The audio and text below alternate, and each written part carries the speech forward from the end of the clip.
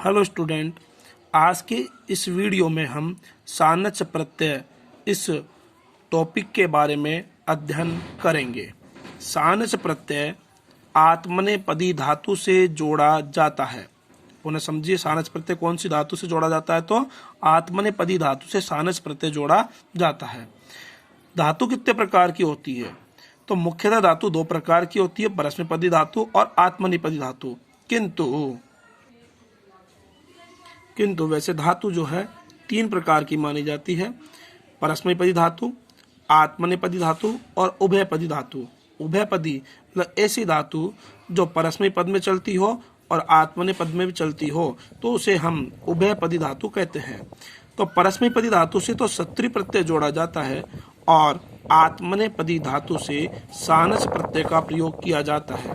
पुनः समझे, परस्मैपदी धातु से सत्री प्रत्यय और आत्मनेपदी धातु से सानच प्रत्यय का प्रयोग किया जाता है।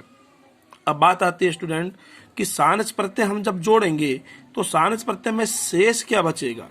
तो सानच प्रत्यय में आन और मान ये दोनों शेष बचते हैं।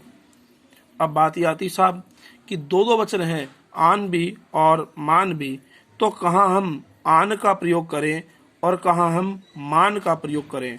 तो जिस धातु के अंत में स्वर हो, जिस धातु के अंत में स्वर हो तो वहां हम आन का प्रयोग करेंगे, और जिन धातुओं के अंत में व्यंजन हो तो वहां हम मान का प्रयोग करेंगे। अर्थात धातु के अंत में स्वर हो तो आन और धातु के अंत में व्यंजन हो तो मान जोड़ा जाता है। बात वही है कि यदि अगर धातु के अंत में स्वर आएगा तब तो हम आन जोड़ेंगे, और धातु के अंत में व्यंजन आएगा तो हम वहां पर मान का प्रयोग करते हैं।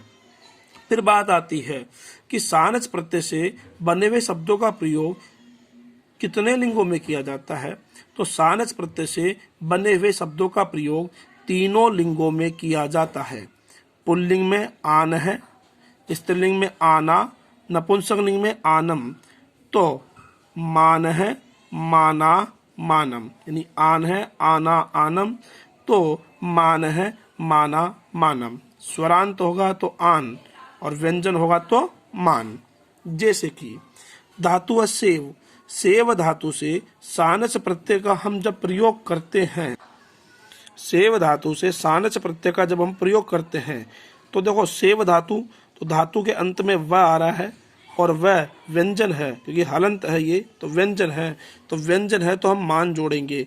इसलिए सेव में हम मान जोड़ेंगे तो बन जाएगा सेव मान है। इधर स्त्रीलिंग में सेव माना और नपुंसकलिंग में सेव मानम।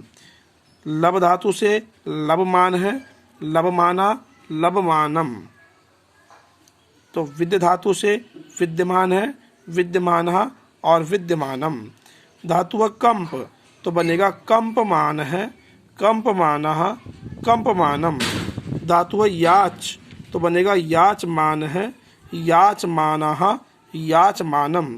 धातु यज तो ये बनेगा यजमान है, यजमाना, यजमानम।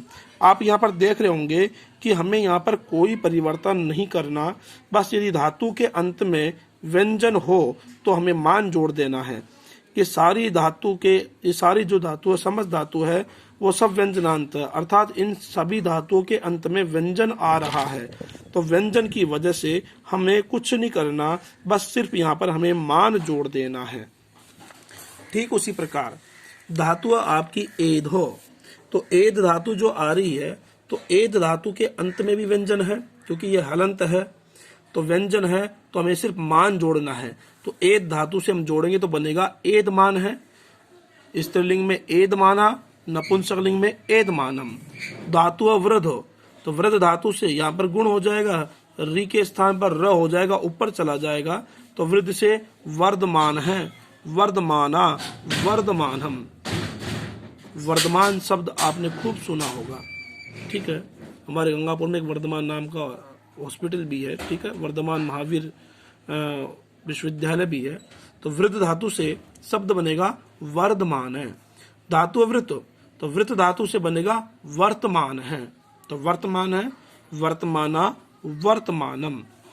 धातु है मुद, तो मुद से बनेगा मोदमान है, कि यहाँ पर भी गुण हो जाएगा ऊ के स्थान पर ओ, तो मोदमान है मोदमाना मोदमानम। धातु है बुध, तो ये बनेगा बोधमान है बोधमाना बोधमानम। तो ये तो थी हमारी ऐसी धातु जिनके अंत में व्यंजन था। अब हम कुछ वो धातु पढ़ेंगे जिनके अंत में स्वर आएगा, अर्थात आन वाले उदाहरण। तो मैंने बताया था कि जिन धातु के अंत में स्वर होगा जब तो आन और व्यंजन होगा तो मान। तो ये व्यंजन वाली पढ़ चुके हैं, अब स्वर वाली देखिए। धातु है ची, तो ची धातु के अंत में ई आ रहा है, तो ई है मतलब स्वर आ रहा है, इसलिए ची धातु में जब हम सानस प्रत्यय जोड़ेंगे तो हमें यहाँ पर आन का प्रयोग करना है। तो ची धातु से सानस प्रत्यय जोड़ेंगे तो बनेगा चिन्वान है चिन्वाना चिन्वानम। धातु है क्री, क्री धातु से हम जोड़ेंगे तो कुर्वाण है कुर्वाणा कुर्वाणम। धातु आपकी सी, तो सयान है सयाना सयानम। धातु आपकी ज्ञा, तो जानान है जानाना जानानम। धातु आपकी अधि प्लस ई, अधि उपसर्ग है ई धातु है, ई धातु का मतलब यहाँ इन धातु में ई शेष बचता है, सानिध्य प्रत्यय जब जोड़ोगे तो ये बनेगा अधियान है अधियाना अधियानम। तो ये समस्त उदाहरण आन वाले थे।